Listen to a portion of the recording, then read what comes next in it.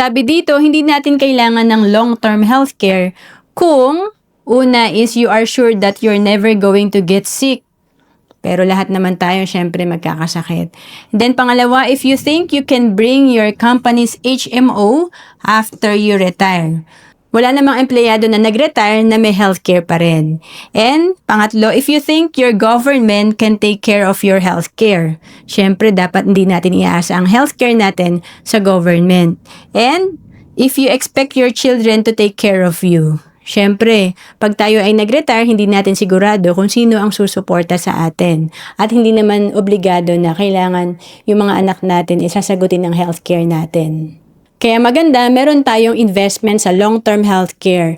And noong 2012, nag-invest ako sa Kaiser kasi dito, meron tayong investment, meron tayong long-term healthcare, at meron tayong life insurance.